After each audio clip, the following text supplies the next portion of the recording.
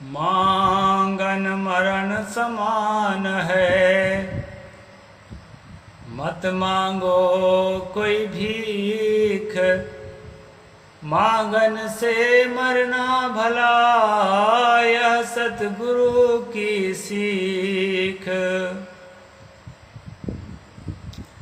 नमस्कार दोस्तों, मैं अविनाश दास रेशनल कबीर यूट्यूब चैनल में आप सबका हार्दिक स्वागत करता हूं।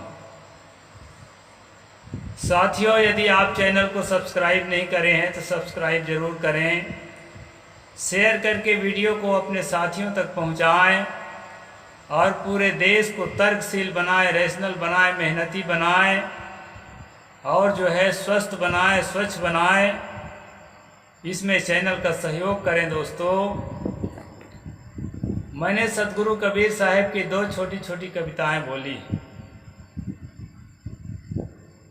पहले सतगुरु ने कहा, मांगन मरण समान है, मत कोई मांगे भीख। मांगन से मरना भला, यह सतगुरु की सीख। साथियों, भीख मांगना सतगुरु के ख्याल से मृत्यु के समान है। अगर आप जिंदा हो, मरे नहीं हो, अपने जिंदापन का परिचय देना चाहते हो, थोड़ी भी चेतना है, हाथ पांव में थोड़ा भी बल है, तो जिंदापन का परिचय यही है दोस्तों कि जितना बल है उतने का सदुपयोग करके और श्रम करो। सतगुरु कहते हैं, मत मांगो कोई भीख, मांगन से मरना भला। भीख मांगने से मर जाना अच्छा है, यह सतगुरु की सीख। दूसरे लाइन में कहते हैं, कहें कबीर कछु उद्यम कीजिए, आप खाए और अन्न को दीजिए। हमें परिश्रम करना चाहिए, श्रमशील होना चाहिए। साथियों, मध्यकाल में जो संतों का, संत मत का जो आंदोलन था, जिसकी शुरुआत सतगुरु कबीर साहब ने किया था, उसके बाद फिर बहुत लंबे अरसे तक जो है वो आंदोलन चलता रहा, मुक्ति आंदोलन। उसमें कर्म करों का ही आंदोलन था, मेहनत करने वाले संतों का। उसमें कुछ विरक्त थे, कुछ गृहस्थ थे, लेकिन सब परिश्रम करने वाले थे। इसलिए सतगुरु ने परिश्रम का महत्व दिया है। उससे पहले जो है भीख मांगकर, मधुकरी मांगकर साधक लोग अपना जीवन जीते थे, और भीख मांगने वालों की संख्या इतनी ज़्यादा बढ़ चुकी थी कि भीख देने वाला भीख देने से कतराता था। वैसे गरीबी और तंगी का ज़माना था, भूखमरी का ज़माना था। अपने खाने के लिए तो व्यवस्था नहीं कर पा रहा है आदमी, तो आपको कहाँ से दे देगा, इस तरह का। और कुछ लोग जो है इकट्ठा करके रखे तो थे, लेकिन वे देते नहीं थे। और देते कि ना देते, वो छांव तक को छूना पसंद नहीं करते थे। नजदीक जाने से पिटाई हो जाती थी। मुंह देखना पसंद नहीं करते थे। चेहरा देख लेने से सूर्य का दर्शन करना पड़ता था, कपड़े सहित नहाना पड़ता था। जिनके पास खाने को था उन लोगों, तो कहां से वो आपको भीख देंगे, मार के भगा देंगे। अभी उज्जैन में जिस लड़की के साथ दुष्कर्म हुआ था दोस्तों, धर्म का नगर है, धर्म का। मेरे तो रूह कांप गई। 8 किलोमीटर पैदल चली बस्ती के अंदर से, नग्न हालत में 12 साल की लड़की, लहू लुहान, ऐसे हाथ कर करके आगे बढ़ाते थे लोग। बड़ा गजब का संसार है। मदद के लिए कोई आगे नहीं आता था। इसलिए दोस्तों, सतगुरु ने कहा कि ये पत्थरों का देश है, यहाँ ऐसा ही होता है। इसलिए उठ खड़े हो, अपने को इतना कमजोर मत समझ रखो कि मैं कुछ नहीं कर सकता। बहुत सामर्थ्य है तुम्हारे अंदर। ऐसा करके सदगुरु ने हमारे पुरखों को, अपने जमाने के हमारे पुरखों को जगाया और काम में लगाया। और जो सचमुच दयनीय हैं, जरूरतमंद है ही, उनसे कुछ किए नहीं होता है, रोगी है, बूढ़ा है, लाचार है, उनको देना भी है। सतगुरु कहते हैं आप खाए और अन्न को दीजिए। तो ये इतना मानवीय संवेदनाओं से भरा हुआ हमारा सम्यक कल्चर है दोस्तों। ये सम्यक कल्चर में, हालांकि तथागत बुद्ध के जमाने में भिक्षु लोग मांग के खाते थे, वो हर आदमी अपने समय के साथ बंधा हुआ होता है, चाहे कितना बड़े महामानव हो, उससे कुछ ही आगे जाता है। वो दौर ही ऐसा था कि साधक को मांग कर खाना ही ठीक था। समय समय की बात है। सतगुरु कबीर साहिब का समय और आज का समय तो मांगना खाना बिल्कुल ठीक नहीं है। कुछ लोग पर्चा काटते हैं, रसीद। एक कवि ने बोला है, भीख मांगना एक धंधा है, अगर गरीब मांगे तो भीख और अमीर मांगे तो चंदा है। ये कार्यक्रम करेंगे, ये बिल्डिंग बनाएंगे, ये धार्मिक अनुष्ठान करेंगे, ऐसा करेंगे करके दोस्तों रसीद काटते फिरते हैं। वह भी एक भीख ही है। इतने बड़े बड़े भिखारी हैं, भीख के पैसे के अहंकार में चूर हैं कि मेरे जैसे आदमी जो स्वाभिमान से जीता है, गरीबी में जीता है, थोड़े में जीता है, उसको अवहेलना करने में, अपमान करने में देर नहीं लगती है। जी रहा है भीख मांग के, रसीद काटता फिर रहा है गाँव गाँव। तो ये संसार है दोस्तों, झेलना पड़ता है। अभी हम मनुस्मृति का स्ट्रीम कर रहे हैं। उस जमाने में संपन्न होने पर भी ब्राह्मण भीख मांगता था, अभी भी मांगता है। बरुआ के टाइम में बिना भीख मांगे उसका बरुआ नहीं होता, मतलब जो यज्ञोपवीत है नहीं होता, उसमें वो नियम ही है। अभी हम पढ़ रहे हैं, इसी संबंध में पढ़ रहे हैं, क्या क्या चीज जो है भिक्षा में मिली हुई वो ले सकते हैं, क्या नहीं ले सकते हैं। नास्यन्ति पितरस्तस्य 10 वर्षाणि पंचता न च हव्यम बहत्यग्निरस्ताम भ्यमा मन्यते। जो उस भिक्षा का अनादर करता है, उसके पितर उसका दिया हुआ कव्य 15 वर्ष तक नहीं खाते और अग्नि सी उसका हव्य देवताओं के पास नहीं पहुंचती। जो देवता को अर्पण करते हैं उसको जो है ये लोग हव्य कहते हैं, और जो पितर को अर्पण करते हैं उसको कव्य कहते हैं। तो जो भिक्षा का अनादर करता है, मतलब जो भिक्षा प्रेम से मिला हुआ है उसको नहीं स्वीकार करता, उसके हाथ का जो हव्य है देवता ग्रहण नहीं करेंगे और पितर जो है कव्य ग्रहण नहीं करेंगे। ऐसा यहाँ मनु जी कहे। सय्याग्रहान कुशांत गंधानपः पुष्पम मणिंधति धाना मत्स्यान्यान मांसम सागम चैवो न निर्नुदेत। सैया सोने के लिए खाट वगैरह, बिछौना वगैरह, ये दान में मिलने वाली चीजों का नाम है ग्रह। ग्रह दान, मकान बना के दान करना, जैसे सुदामा को दान किया था कृष्ण कहानी के अनुसार। ब्राह्मणों को दान करने की ये कहानी है। कुश, ये कुश जो घास होता है जिसमें पानी छिड़कते हैं ऐसा, और कुश के जो है बैठने का चटाई भी होता है। और गंध कपूर आदि, खस कपूर अगर तगर, ये जो सुगंधित पदार्थ जो हवन के सामग्री में डालते हैं। जल, फूल, मणि भी, हीरा जवाहर इत्यादि।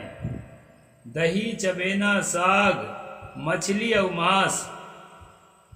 यहाँ वर्तमान के बाभन ढोंग करते हैं कि हम लोग मांस मछली नहीं खाते, और यहाँ कई जगह मैं आपको दिखा चुका हूँ।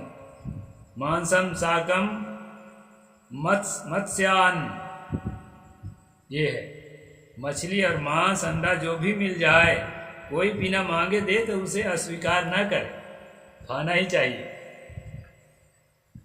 अब इसको सुन के जो वर्तमान के ब्राह्मण है नाराज होते हैं कि हमको मांसाहारी साबित करते हो। अरे हम क्या साबित करते हैं, आपके दादा परदादा लिख रखा है, संस्कृत तो हमें आता नहीं है, तो लिख रखा है उस, और अर्थ भी आपके ही आदमी लिखा है, गणेश दत्त पाठक का लिखा हुआ है दोस्तों।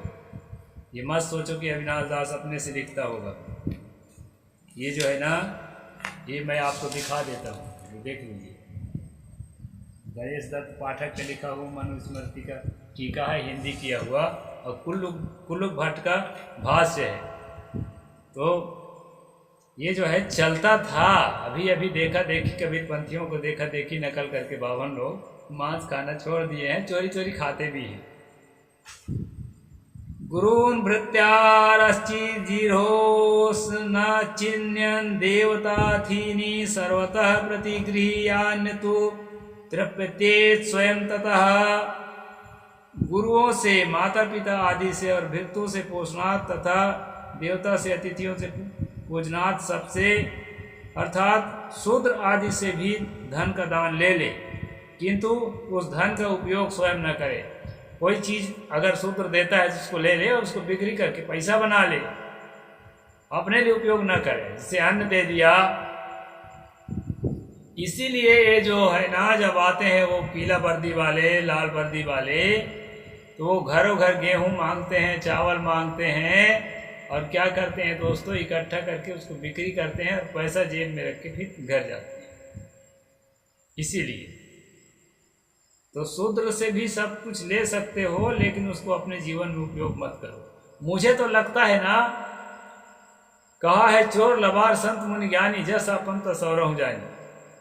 ये अपने लिए हमारे घर का अन्न इसलिए नहीं खाते थे, ये जानते थे, मतलब ये संदेह करते थे, जानते नहीं थे, संदेह करते थे कि इनके साथ हम इतना अत्याचार करते हैं तो अन्न में शायद कोई मिला उला मत दे, जहर वहर, ऐसा इनको डर लगता रहा होगा।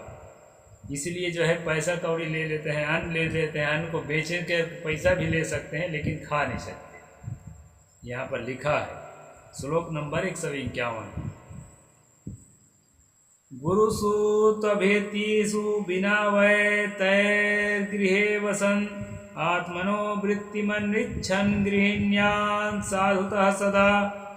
माँ बाप आदि गुरुजनों के न रहते या उनके जीवित रहने पर उनके पृथक वास करने वाला पुरुष अपने निर्वाह के लिए सदा सज्जन पुरुष से ही दान ले।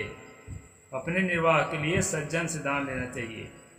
यही बात है जो मैं पहले बताया, सज्जन होगा तो वो गड़बड़ नहीं करेगा। आर्थिकः कुलमित्रं च गोपालो दासानापितो एते सूत्रेषु भोज्यान्या यश्चात्मना निवेदयेत्। खेत जोतने वाला, अनेक कुल का मित्र, गौओं का पालक, टहलू और नाई तथा आत्मसमर्पण करने वाला, ये शूद्रों के भोजन भोज्यान्य है, अर्थात इनका अन्न खाने योग्य है। यहाँ एक पोल पट्टी और खोलता हूँ। जो भी ओम यादव के, जो श्री कृष्ण के वंशज अपने आप को मानते हैं, हम तो ललाई यादव के बच्चे हैं भाई, जो भी सुन रहा होगा ओम यादव के, वो उनको बता दे कि श्लोक नंबर 253 मनुस्मृति अध्याय 4 वो पढ़ ले। इसमें गोपालो लिखा है, गोपालो कृष्ण का नाम भी है, और गोपाल मतलब गौओं का पालक। प्राचीन काल में ब्राह्मणों ने गाय की सेवा करने की ड्यूटी हमारे पुरखों को दिया था, ऐसा उनको जानना चाहिए।